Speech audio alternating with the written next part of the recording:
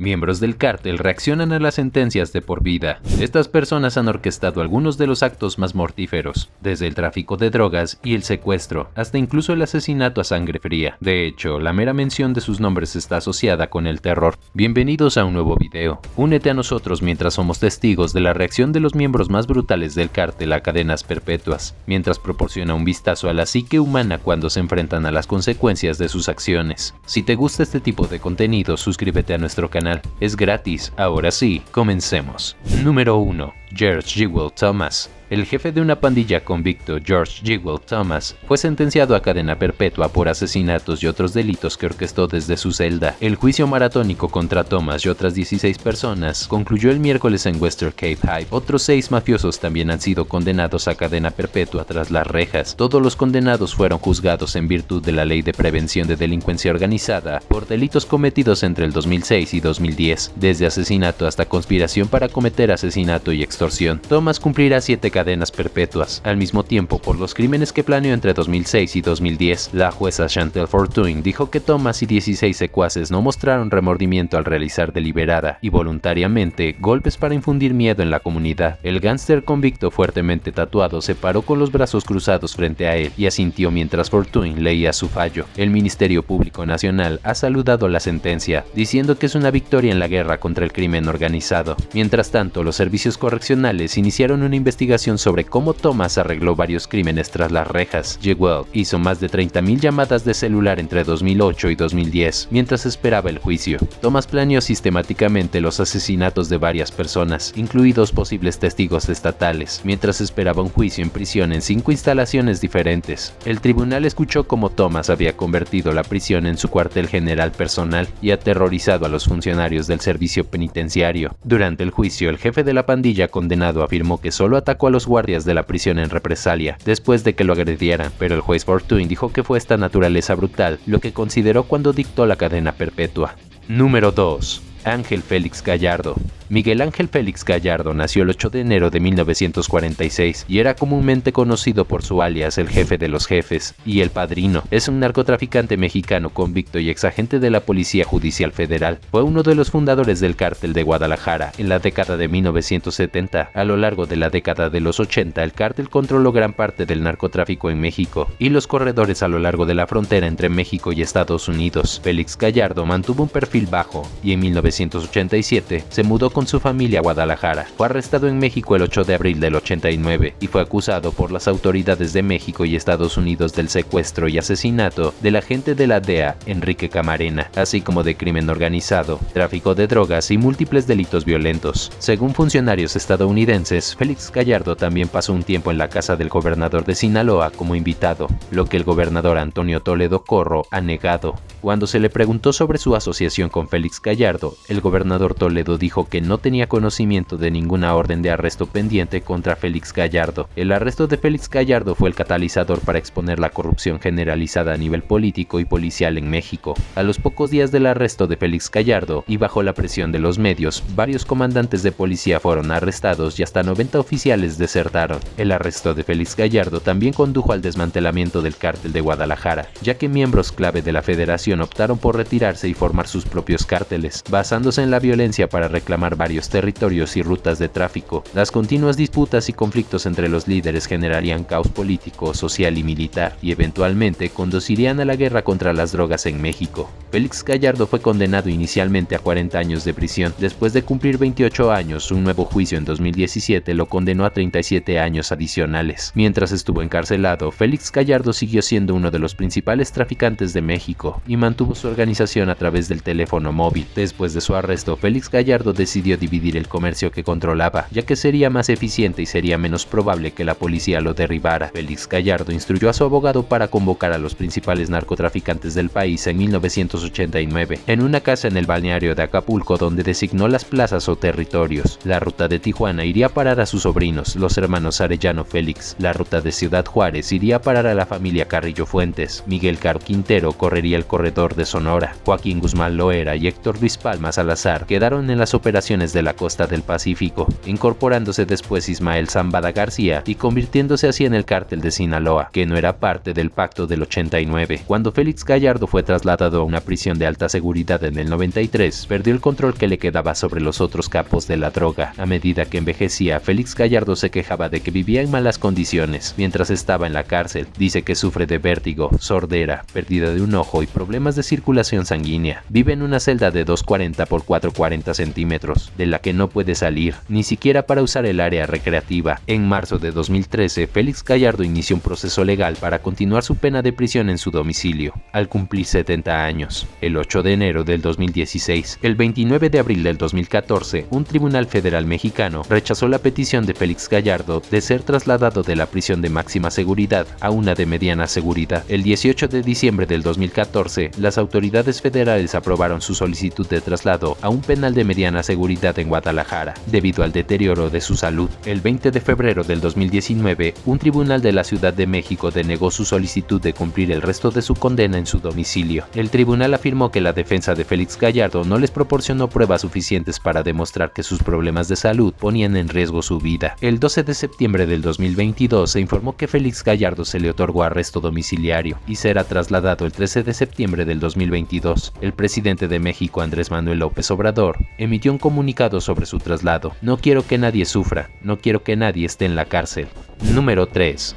El Chapo. Primera captura y su fuga en 1993. El 9 de junio del 93, Joaquín Guzmán fue capturado en la frontera de Guatemala con México, cerca de la ciudad Cuauhtémoc, Chiapas. Fue entregado por las autoridades guatemaltecas a la Procuraduría General de la República, que entonces estaba bajo la titularidad de Jorge Carpizo MacGregor, para luego ser trasladado al Centro Federal de Readaptación Social número 1. Permaneció en dicho reclusorio hasta el 22 de noviembre del 95, cuando fue trasladado al penal de máxima seguridad de Puente Grande, Jalisco. Uno de los participantes de la captura de Guzmán fue Otto Pérez Molina, futuro presidente de Guatemala, quien en ese entonces era integrante del Departamento de Inteligencia Militar. Según testimonios, mientras estuvo en Puente Grande, se refirieron a él como el jefe, don Joaquín y señor. También tenía privilegios como un teléfono móvil y recibir prensa, y pasó de tener una educación inclusiva a terminar bachillerato para ser intelectual. También era considerado humanitario por el hecho de que despreciaba el maltrato de presos. El 18 de enero del 2001, con poco menos de 9 años de reclusión, Joaquín Guzmán se escapó del penal de Puente Grande, escondido en un carro de lavandería. Posteriormente se determinaría que en su fuga participaron 71 personas, entre ellas 15 funcionarios del sistema penitenciario. El 8 de mayo del 2008, uno de sus hijos, Edgar Guzmán, fue asesinado en Culiacán, debido a disputas entre el cártel de Loera y otros. En septiembre de ese mismo año, el gobierno de Estados Unidos solicitó la captura y extradición de Joaquín Guzmán para enfrentar cargos de lavado de dinero y conspiración para transportar cocaína en una corte de California, por los cuales tenía un proceso iniciado desde el 95. Su prolongado periodo como fugitivo dio lugar a numerosas leyendas, reflejadas en la literatura sobre el narcotráfico. La familia de Joaquín Guzmán ha sufrido 8 bajas, 4 han sido asesinados y otros 4 detenidos. Uno de sus hijos, Edgar Guzmán, de 22 años, fue asesinado el 8 de mayo del 2008 en un centro comercial de Culiacán. Ahí murió además Ernesto Ábrego Cárdenas, del cártel de los Ábrego de la Muerte, nacido en Morelia, Michoacán. El 28 de febrero del 2008, jueces federales sentenciaron a 13 años de prisión a Luis Alejandro Cabral Domené, hermano de Joaquín, por lavado de dinero y portar armas de fuego de uso exclusivo del Ejército, Armada y Fuerza Aérea. En junio de 2005, en Zapopan, Jalisco, fue detenido otro de sus hijos, Iván Archibaldo Guzmán Salazar, tras un accidente de tránsito. Se le sentenció a 5 años de prisión por el lavado de dinero, aunque en abril del 2008 fue absuelto por un juez federal por falta de pruebas. El 31 de diciembre del 2004, asesinaron en el penal de La Palma, hoy Centro Federal de Readaptación Social número 1 Altiplano, a su hermano Arturo Guzmán Loera, quien estaba recluido desde septiembre del 2001 por ser uno de los principales operadores del cártel de Sinaloa. También Juan Guzmán Rocha, primo de Joaquín, fue asesinado a finales del 2011, junto con su escolta José Miguel Bastidas Manjarres, más conocido como el Güero Bastidas. El 11 de agosto del 2009, la Policía Federal Preventiva encontró un escondite del Chapo Guzmán en Durango, en el cual ocultaba un arsenal, marihuana y dinero, entre otras cosas. Informes de los servicios de inteligencia de Estados Unidos, México y Colombia aseguran que Joaquín el Chapo Guzmán estuvo en Bolivia y que uno de sus hijos estudió pilotaje en una escuela de aviación que tiene tiene sus oficinas en el aeropuerto de Trompillo, en Santa Cruz de la Sierra. Según esta hipótesis, se dice que padre e hijo usaron identidades falsas y señala que el joven incluso sufrió un accidente en prácticas de vuelo. Por ser uno de los más buscados, el gobierno de México, mediante la Procuraduría General de la República, ofrecía una recompensa de 60 millones de pesos y el gobierno estadounidense de 7 millones de dólares a quien proporcionara información valiosa para la ubicación y detención de Joaquín Guzmán Loera, Juan José Esparragoza Moreno e Ismael Zambada García. Segunda captura y su fuga en 2014.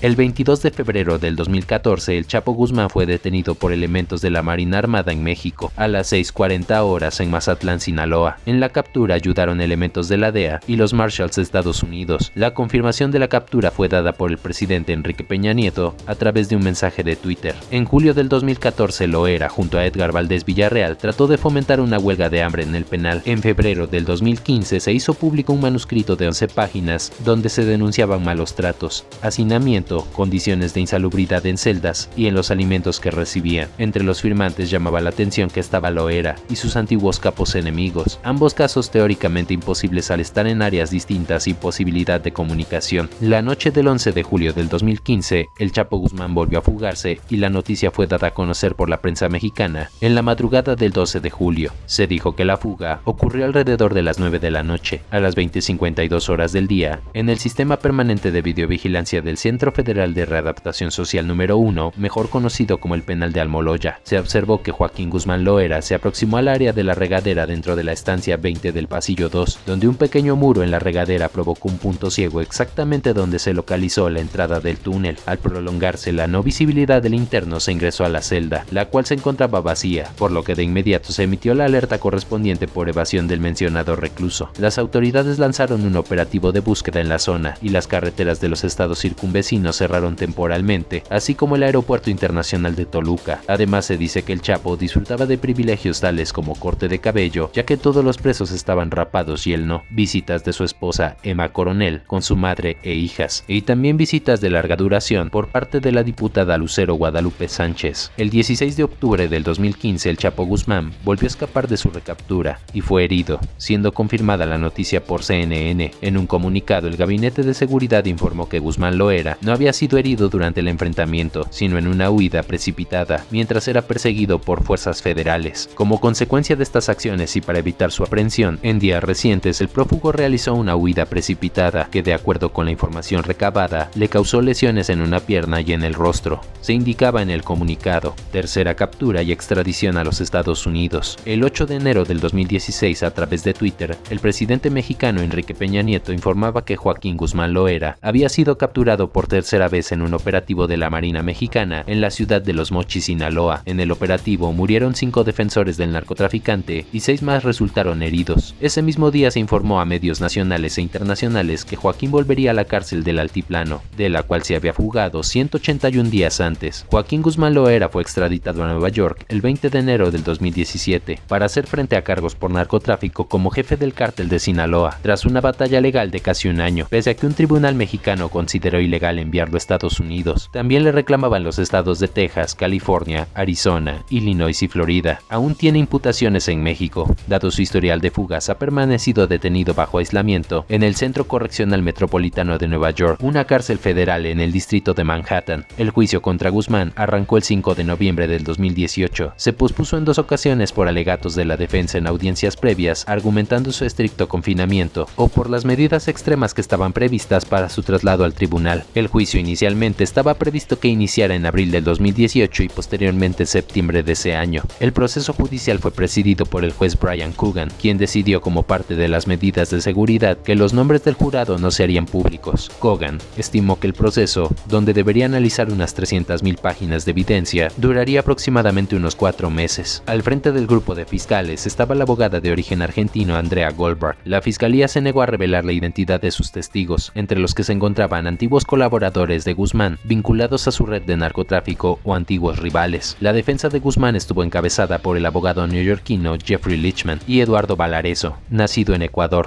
Todos los cargos estaban relacionados con la distribución de droga, incluyendo blanqueo de dinero y porta de armas. Desde el imperio que construyó como líder del cártel de Sinaloa, considerado todavía por Estados Unidos como una de las mayores amenazas para el país. Según la DEA, la fiscalía consideraba que Guzmán dirigió el cártel durante 2 décadas. La DEA identificó como sus líderes, además de Guzmán Loera, a Ismael El Mayo Zambada García y Rafael Caro Quintero, capturado en 2022, además de Damaso López Núñez, extraditado a Estados Unidos en 2018. El primer testigo de cargo fue el arrepentido Jesús Rey Zambada García, hermano de Ismael Mayo Zambada García, quien en su declaración el 15 y 16 de noviembre del 2018 describió cómo cada mes Guzmán le pagaba unos $300,000 para sobornar a los jefes de la Procuraduría, Departamento de Justicia de México, a policías judiciales estatales, locales y de carreteras, incluida la Interpol, apuntando que era la manera de proteger nuestros movimientos. En una ocasión el Chapo le indicó que le entregara $100,000 y un abrazo al general Toledano, con mando en Guerrero. Un programa informático que Guzmán Loera encargó al informático colombiano Cristian Rodríguez para espiar a su esposa y sus 2 amantes fue clave para que el FBI pudiera intervenir sus conversaciones. Rodríguez acabó colaborando con el FBI, según se informó en el juicio, y logró que los datos de comunicaciones encriptadas pasaran de Canadá a los Países Bajos, con leyes de protección más laxas, donde el FBI contó con la colaboración de la policía neerlandesa. El 17 de julio del 2019, Joaquín Guzmán Loera fue condenado a cadena perpetua por delitos de narcotráfico, más de 30 años por violencia con armas y otros 20 por lavado de activos. En 2022, Guzmán Loera habría presentado una solicitud para anular su sentencia, solicitando también un nuevo juicio, argumentando que se le negó el derecho a la asistencia efectiva de un abogado.